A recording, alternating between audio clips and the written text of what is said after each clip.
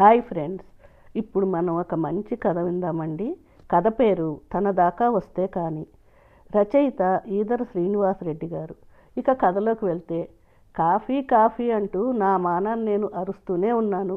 మీరేమో ఏమీ పట్టనట్టు పొద్దున్నే ఆ పేపర్ ముందేసుకొని కూర్చుంటారు.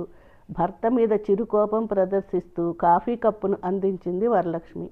ఇంటి ముందున్న లాన్లో కూర్చొని స్వచ్ఛమైన ఉదయపు గాలులు పీలుస్తూ ప్రశాంతంగా న్యూస్ పేపర్ తిరగేస్తున్న వెంకట్రావు భార్య మాట వినపడగానే చదువుతున్న పేపర్ పక్కన పెట్టి భార్య అందించిన కాఫీ కప్పును అందుకుంటూ, వినపడలేదు, వినపడితే లేచి రాకుండా ఉంటానా, అంత కోపం ఎందుకు, భార్యని అన్వయించారు. ఉదయాన్నే పచ్చటి చెట్ల మధ్య కూర్చొని వాటి నుంచి వెలువడే స్వచ్ఛమైన గాలి పీలుస్తూ వేడి వేడిగా భార్య చేతి ఫిల్టర్ కాఫీ తాగుతూ న్యూస్ పేపర్ తిరిగేస్తూ ఉంటే ఆ ఆనందమే వేరు. అది అనుభవించే వాళ్ళకు మాత్రమే తెలుస్తుంది. వెంకట్రావు ఆ విషయంలో అదృష్టవంతుడనే చెప్పాలి. రిటైర్ అయిన దగ్గర నుంచి తన ఇంటి చుట్టూ మొక్కలు పెంచడాన్ని వ్యాపకంగా పెట్టుకున్నాడు. ఇల్లు చిన్నదైనా ఇంటి ముందు లాను, ఇంటి చుట్టూ మొక్కలు, ఇంటి మీద సన్నజాజి పందిరి పెంచడంతో వెంకట్రావు ఇల్లు చూడముచ్చటగా ఉంటుంది. పొదరిల్లులాగా తను పెంచిన మొక్కలను చంటి బిడ్డల్లాగా చూసుకుంటాడు వెంకట్రావు. రోజు ఉదయాన్నే వాటితో ఓ గంట పాటు గడిపి వాటి యోగక్షేమాలు చూసిన తర్వాతే ఏ పనైనా మొదలు పెడతాడు. త్వరగా తాగండి, మరీ చిన్నపిల్లాళ్ళ తాగుతున్నారు, అవతల నాకు వంటగదిలో పని ఉంది అంటూ నింపాదిగా కాఫీ తాగుతున్న వెంకట్రావుని కసురుకుంది వరలక్ష్మి. రాత్రి నువ్వు నిద్రపోయిన తర్వాత అబ్బాయి ఫోన్ చేశాడు. కాఫీ తాగటం పూర్తవటంతో కప్పు భార్యకు అందిస్తూ చెప్పాడు వెంకట్రావు.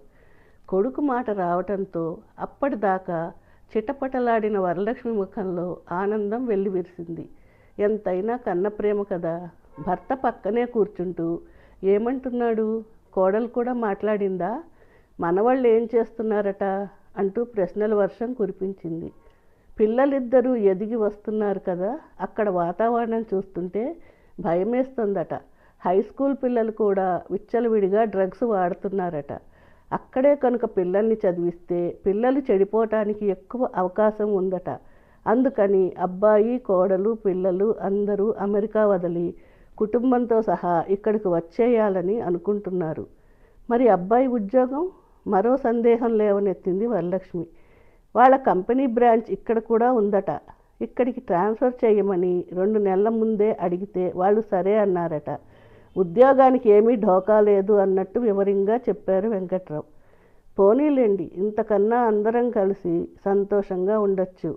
భగవంతుడు ఇన్నాళ్లకు నా ప్రార్థన ఆలకించాడు అంది గుండె నిండా సంతోషంతో వరలక్ష్మి. ఓ 4 రోజులు గడిచాక ఉదయాన్నే వెంకట్రావు బయటకు వెళ్ళటానికి బయలుదేరుతుండగా, ఎక్కడికండి ఇంత పొద్దున్నే బయలుదేరారు అంటూ కాఫీ కప్పుతో ఎదురు వచ్చింది వరలక్ష్మి. చెప్పాలా వద్దా అని ఒక్క క్షణం సంశయించి, ఎప్పుడో చెప్పే బదులు ఇప్పుడే చెబితే మంచిదని నిర్ణయించుకున్నవాడిలా, అబ్బాయికి వాళ్ళ ఆఫీస్ దగ్గర ఇల్లు వెతకటానికి వెళ్తున్నాను. ఇళ్ల బ్రోకర్కి చెబితే ఈరోజు రమ్మన్నాడు. ఎండ పడక ముందే వెళ్ళి వద్దామని బయలుదేరాను అని తను పొద్దున్నే బయటకు వెళ్ళే విషయం భార్యకు చెప్పాడు వెంకట్రావు. అదేమిటండి, అబ్బాయికి ఇల్లు వెతకటం ఏమిటి? వాడికి అంత కర్మ ఏం వచ్చింది? ఈ ఇల్లు వాడిది కాదా? వాడు ఇండియాకు వస్తున్నాడంటే ఎంతో సంబరపడిపోయాను. ఒకే ఇంట్లో అందరం కలిసి హాయిగా గడపచ్చు అని. కానీ ఇప్పుడు ఇదేమిటి? ఒకే ఊళ్ళో ఉంటూ వేరు కాపురం పెడితే చూసేవాళ్ళు ఏమనుకుంటారు? ఇప్పుడు వాడికి వేరు కాపురం పెట్టాల్సిన అవసరం ఏమొచ్చింది అంటూ వరలక్ష్మి కళ్ళనీళ్ల పర్యంతం అయింది. వరలక్ష్మిని చూస్తే వెంకట్రావుకి జాలేసింది. మన ఇల్లు చాలా చిన్నది, మన ఇద్దరికీ అంతంత మాత్రంగా సరిపోతుంది. వాళ్ళు అమెరికాలో 10 ఏళ్లకు పైగా ఉండి వస్తున్నారు. మన ఇల్లు నచ్చాలి కదా. వాళ్ళ అభిరుచులకు తగ్గట్టు మన ఇల్లు ఉండదు కదా. అదీ కాక వాడి ఆఫీస్కి మన ఇల్లు చాలా దూరం. అందుకని వాడి ఆఫీస్కి దగ్గరగా వాళ్ళ అభిరుచికి తగ్గట్టు బ్రోకర్ని ఇల్లు వెతకమని అన్నాను. భార్యకు నచ్చ చెప్పే ప్రయత్నం చేశాడు వెంకట్రావు. ఎంత చిన్నదైనా ఎంత పాతదైనా ఇది వాడి సొంతిల్లండి. అంతగా చాలకపోతే మేడ మీద ఒక పోర్షన్ వేసి మనమే పైకి వెళ్ళి ఉందాం. ఇక దూరం అంటారా, ఎంతమంది రోజు మైళ్ళు ప్రయాణించి ఆఫీసులకు వెళ్ళటం లేదు.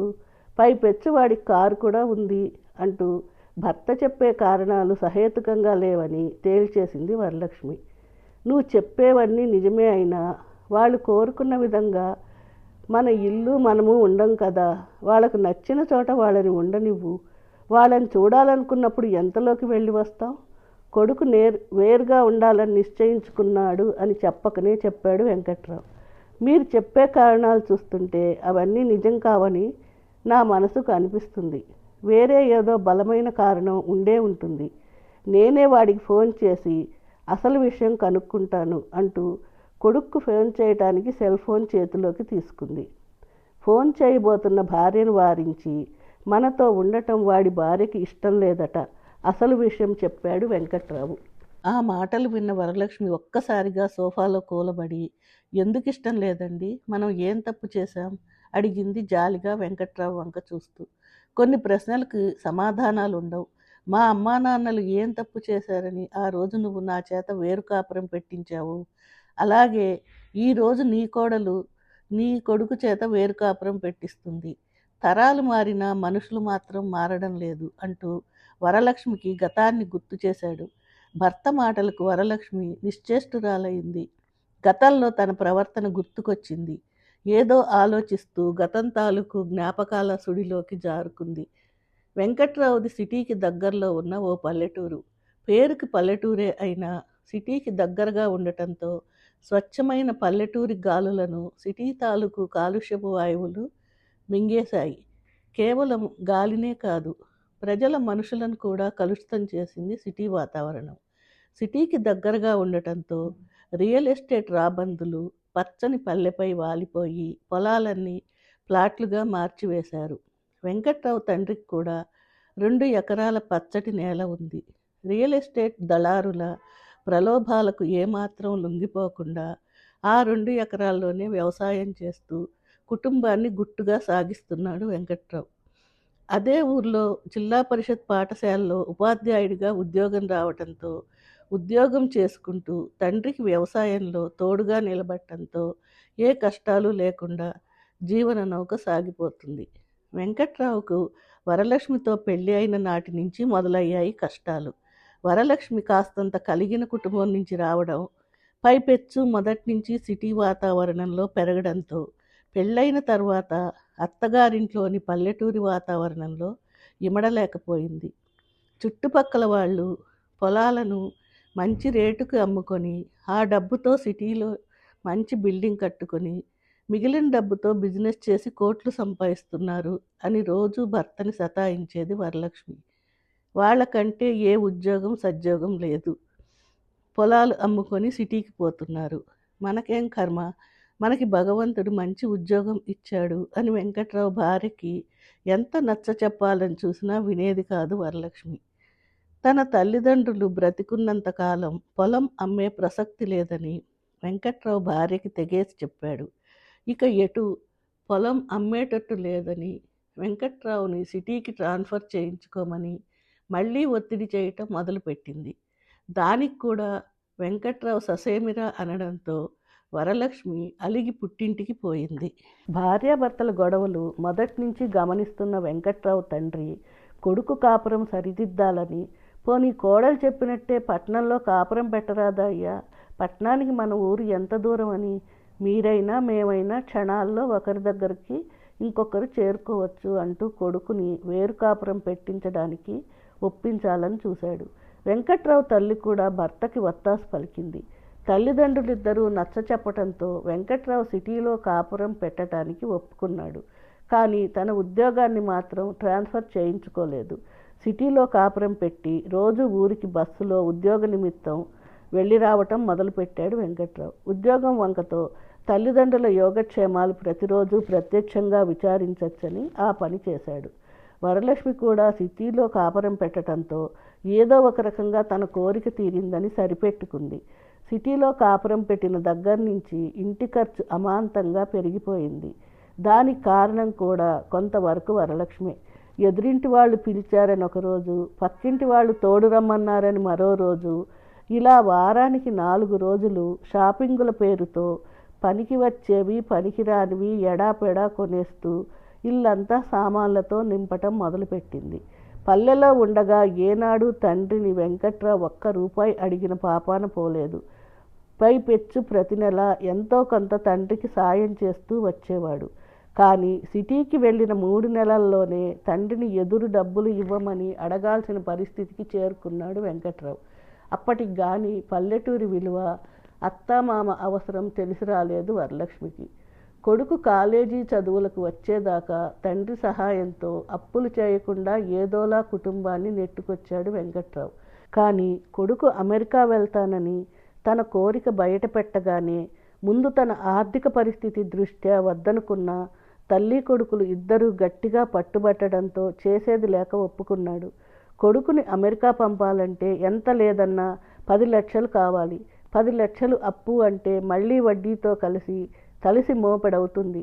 ఒకవేళ ప్రావిడెంట్ ఫండ్ మీద అప్పు తీసుకుందామనుకున్నా అంత లేదు. అన్ని రకాలుగా ఆలోచించి చివరకు ఊళ్ళోని పొలం అమ్మటానికి నిశ్చయించుకొని తండ్రితో చెప్పాడు.